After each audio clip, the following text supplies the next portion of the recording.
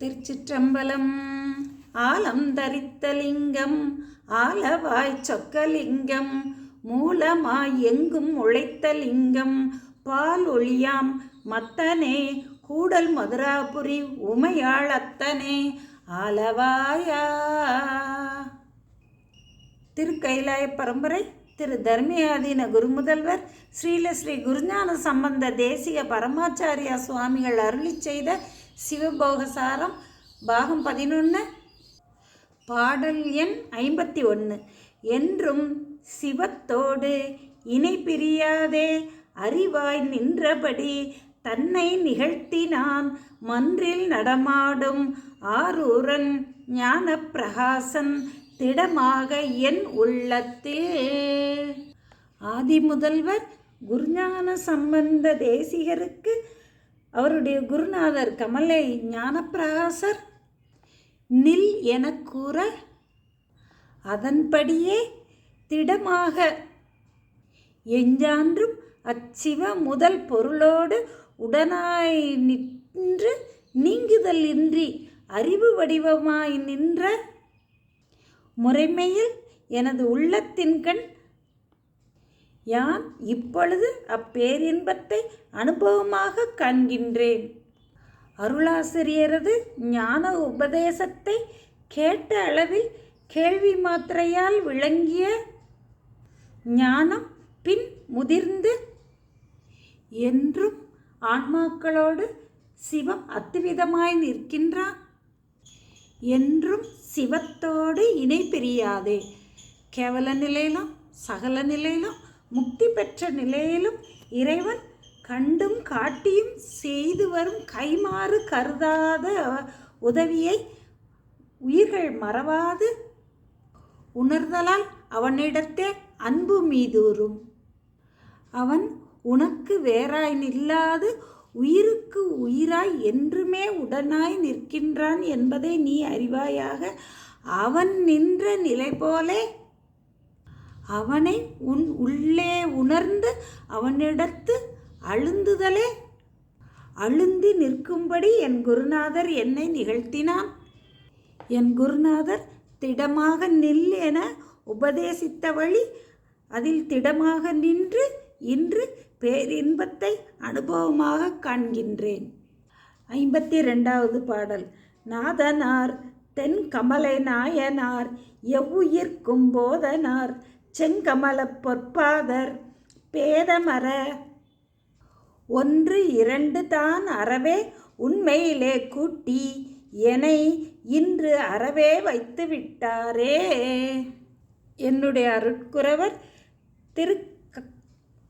திருக்கமலை ஞானப்பிரகாசர் எவ்வுயிர்க்கும் அறிவு விளங்கும்படியாக செய்யக்கூடிய செங்கமல பொற்பாதர் பேதமர ஒன்று இரண்டு தான் அறவே. அறிபவனாகிய உயிரும் அறியப்படும் பொருளாகிய சிவமும் வேறாய் நிற்றல் இன்றி தன்னையும் தனது அறிவையும் உணர்தல் இன்றி தன்னை இழந்து உண்மையிலே கூட்டி என்றும் உள்ள பொருளாகிய மெய்ப்பொருள் சிவத்திலே என்னை கூட்டி முக்தி பேரின்பத்தை குறைவரப் பெறுமாறு செய்துவிட்டான் என் அருள் குருநாதர். முக்தி நிலையில் ஆன்மாவும் சிவமும் ஒன்றே என்று கூறினால் முக்தி பேரின்பத்தை பெறுபவனும் அப்பேரின்பத்தை கொடுப்பவனும் இல்லாது ஒழியும். இரண்டு எண்ணில் இரண்டு பொருட்கள் உண்டு என்று சொன்னால் பேரின்பம் துய்த்தல் இல்லையாகும்.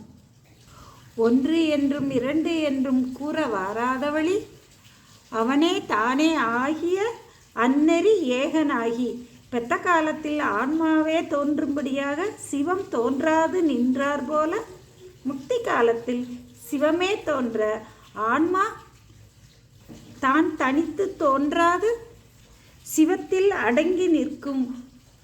அவர் அடைந்த பேரின்ப நிலையை அனுபவித்து அறியும் இன்பமாகும் என்று அருளியுள்ளார். 53வது பாடல். நன்னெஞ்சே நீ கேட்ட நன்மையெல்லாம் சொல்லுதற்கு கண் நெஞ்சமால் அயனும் காணாதோன் வன்னெஞ்சர் இன்ன குறை உண்டு என்னா ஈசன் எதிர் வந்தால் என்ன குறை சொல்லாய் இனி. குருவின் ஞான உபதேசம் கேட்டு மெய்நெறிக்கண் தலைப்பட்ட நன்னெஞ்சே, அயன் திருமால் முதலான காரணக் கடவுள்களாலும் அறியப்படாத சிவம் தானே ஆசான் மூர்த்தியாய் குருவாய் எழுந்தருளி வந்து உண்மை ஞானத்தை பொது வகையால் கேட்டு சிந்தித்து தெளிந்து நிட்டை கூடுமாறு மேலான நன்மைகளையெல்லாம் பெறுமாறு எனக்கு அருள் உபதேசம் செய்தார். இனி என்ன குறை? முடிந்த நிலைப்பேராகிய நிட்டை கைவரப்பெற்ற நிலைமையில் இனி எனக்கு என்ன குறை? மெய் ஞானத்தை உணர்த்த ஈசன் தானே குருவாய் எழுந்தருளி வந்து உபதேசித்து முடிந்த நிலைப்பேற்றை அடையும்படி செய்தான். 54வது பாடல். இட்ட சனம் எங்கே? இதம் அகிதம்தான் எங்கே? துட்ட சனம் எங்கே? குன்றா சிவானந்தம் கூடியிருந்தது எங்கே? குன்றா சிவானந்தம் நாடி அதுவாய் இருந்த நாள். குன்றா சிவ ஆனந்தம் நாளும் நாளும் பெருகும் எடுக்க எடுக்க குறையாத சிவானந்தத்தை கூடியிருந்து அச்சிவானந்தமேயாய் அழுந்து நிற்கும் அந்நிலைமையினை உடைய ஆன்மாக்களுக்கு இவ்வுலகியல் பற்றி வரும் உறவும் பகையும் எங்கே? நன்மையும் தீமையும் தான் எங்கே? இவர் நல்லார் இவர் பொல்லார்ன்ற வேறுபாடு எங்கே? முயற்சியும் சோம்பலும் எங்கே?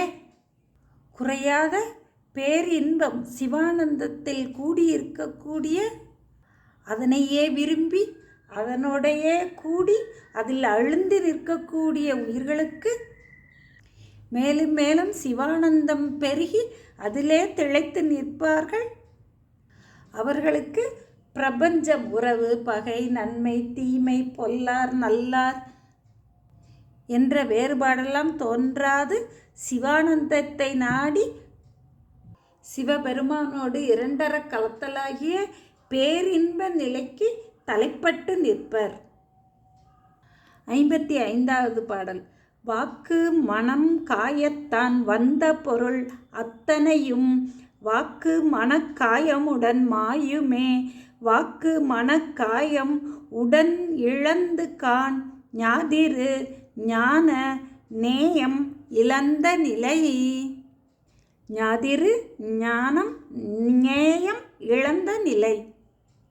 மாயா காரியங்களாகிய வாக்கு மனம் காயம்ன்ற கருவி கர்ணங்களில் பற்றுக்கோடாக வந்த வினை அத்தனையும் வாக்கு மனம் காயங்கள் என்னும் மாயா கருவிகள் நீங்கும் பொழுது மாயும்.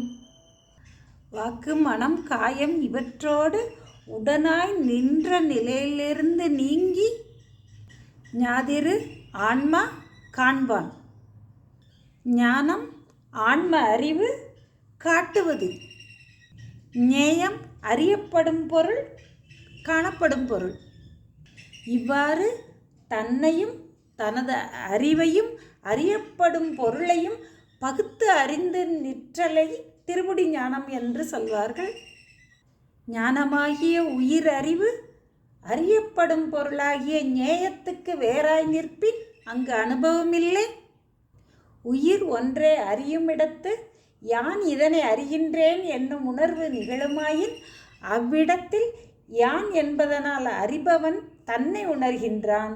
அறிகின்றேன் என்பதனால் தன் அறிவின் செயல்பாட்டை உணர்கின்றான். இதனை என்பதனால் அறியப்படும் பொருளை தனக்கு வேறாக உணர்கின்றான். தன்னையும் தனது அறிவையும் அறியப்படும் பொருளையும் பகுத்து உணரும்படி நில்லாமல் அறியப்படும் பொருளில் அழுந்தி தன்னையும் தனது அறிவையும் மறந்து அப்பொருளோடு ஒன்றுபட்டு நிற்கும் பொழுதே பேரின்ப நுகர்ச்சி உள்ளதாகும். வாக்கு மனம் காயத்தால் நுகரப்படும் வினைகள் சஞ்சிதம் பிராரத்தம் ஆகாமியம்னு நின்ற நிலையில் குருவானவரின் ஞான உபதேசத்தால் திருவருள் நோக்கத்தால் சஞ்சித வினை சுட்டு எரிக்கப்படும். ஆகாமியம் முதல்வனது திருவடி ஞானத்தால் முளைத்து எழாது பிராரத்த வினை உடம்பு உள்ளவரை உடம்பு ஊழாய் கழியும். வாக்கு மனம் காயத்தால் வந்த வினைப்பொருள் அத்தனையும் வாக்கு மனக்காயமுடன் மாயும். அப்பற்றுக்கோடுகளெல்லாம் நீங்கிய நிலையில் காண்பான் காட்சிப்படும் பொருள்ன மூவகையில் நில்லாது காணப்படும் பொருளில் அழுந்தி நின்று சிவானந்தத்தை அனுபவமாக பெற்று அப்பேரின்பத்தில் திளைத்து நிற்கும். திருச்சிற்றம்பலம்.